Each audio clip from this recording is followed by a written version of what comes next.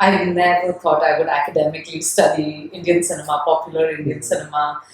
In fact, growing up in a Tamil, South Indian household in a suburb in Bombay, we weren't particularly encouraged even to watch just Hindi films on TV. We did watch them, but we wouldn't go to the movies just to watch it. We were told to watch, serious art cinema or to watch American Hollywood. So this was before there was cable television, and my dad would kind of rent a video cassette player twice a year during the holidays, and we'd watch classical Hollywood cinema. So that was what was thought of as good cinema.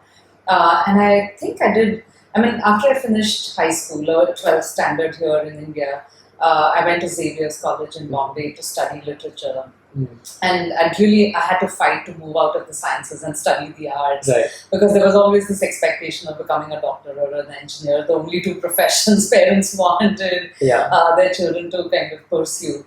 And then Xavier seemed at least a serious place, so they were okay with that. I was studying English literature, so there was this kind of colonial, post-colonial kind of hangover of studying literature, to study the great writers, to study Shakespeare and Wordsworth. They thought was slightly more respectable if you had to study the arts.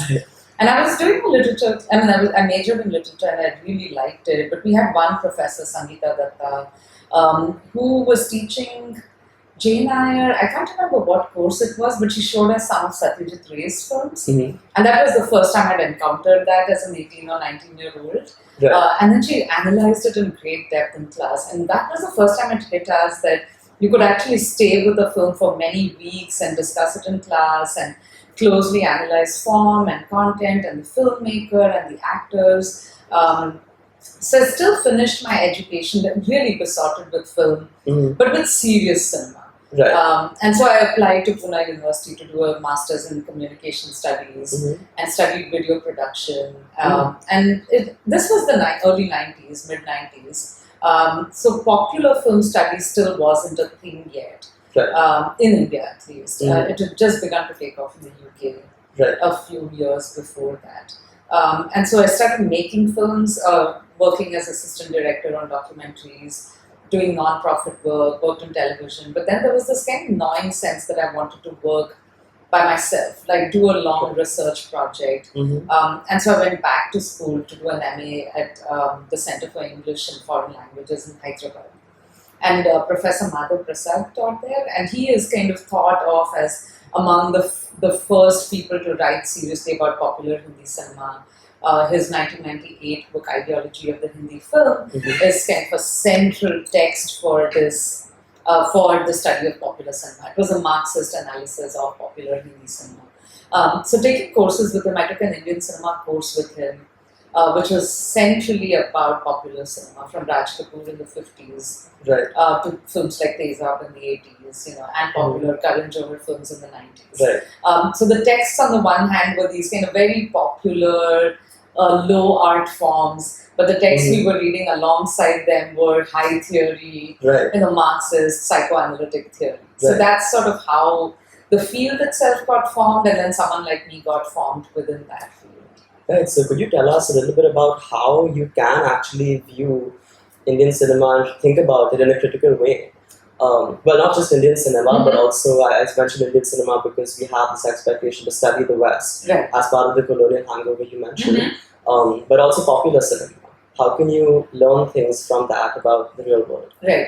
I think, I'm speaking as an academic, disciplinarily it came together in the 80s with cultural studies. The Birmingham School in the UK, there was a kind of move towards studying popular culture, to move away from high art. And all of this is sort of pushed in two directions. One by feminists, who were beginning to study why women from more than a century, from the birth of the novel in the 18th century, were kind of immersed in reading popular novels, romances, right? So there was an interest in knowing what is the fascination with these pulp romances. And feminist theory gave it that sort of academic heft. And cultural studies kind of draws from a long Marxist tradition, especially the Italian Marxist Antonio Gramsci, who talks about common sense. Where do the people get their common sense kind of understanding of the world from, and how can we harness it for a kind of socialist imagination of equality. Right. So instead of kind of preaching down to the masses from up above, from the people who go to the opera, who listen to classical music, Yeah. who go to the museum to look at paintings.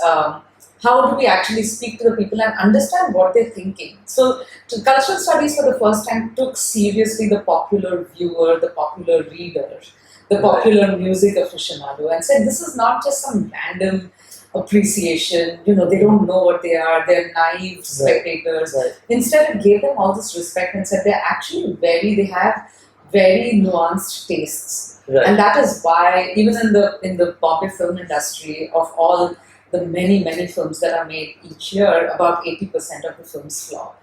And so, if they flop, it means that the audience has defined tastes and they know to discern what is a good product that meets their needs. So, one is the question of taste, one is the question of women and gender reception of objects. And the third was to kind of understand how a political mindset is generated by popular objects.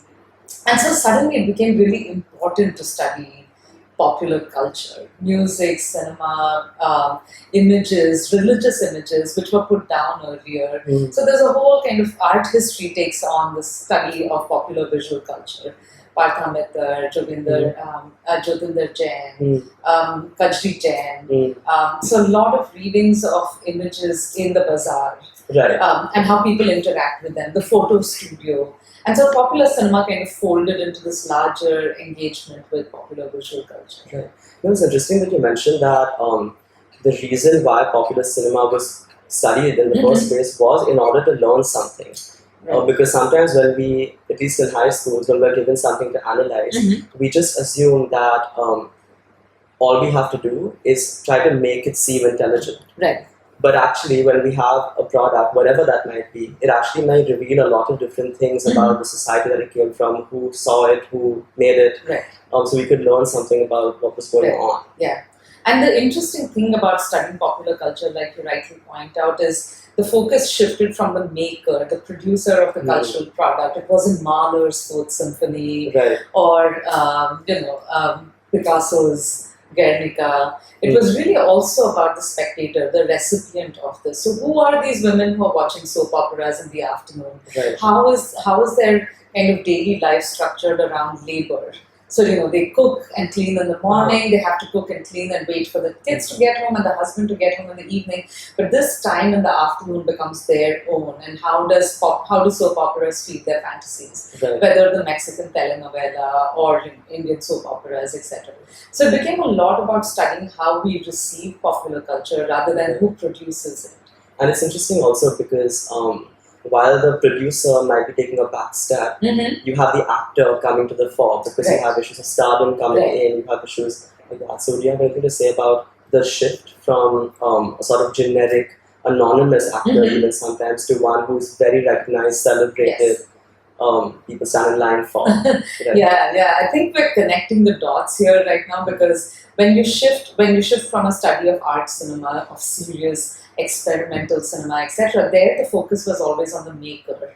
So you were thinking about Satyajit Ray or Jean-Luc Godard or Stan Brakhage in America, etc. It was this one man, typically, one man's vision and how they use this art form to produce a great artwork, a great film.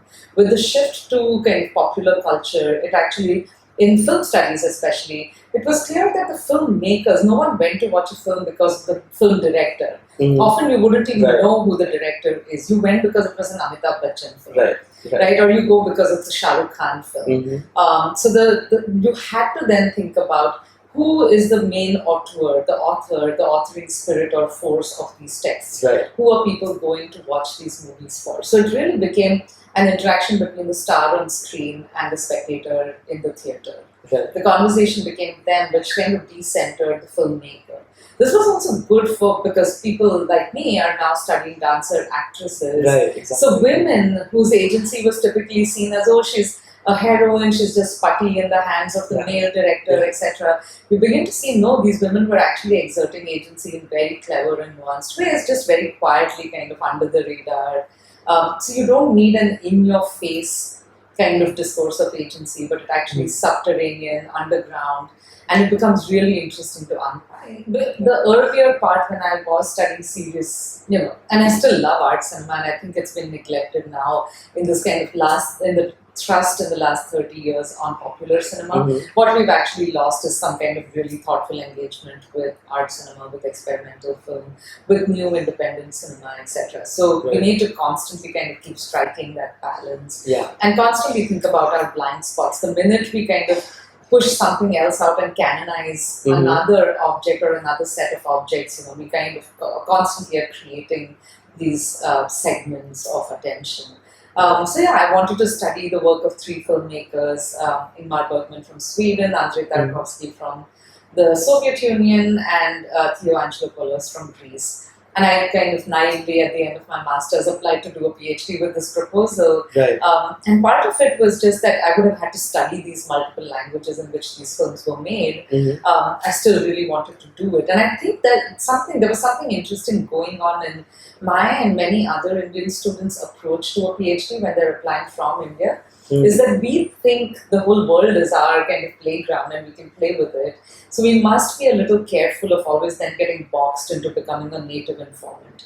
Oh, you're from India, so you must study this, right? So this is not at all to say that's what should happen.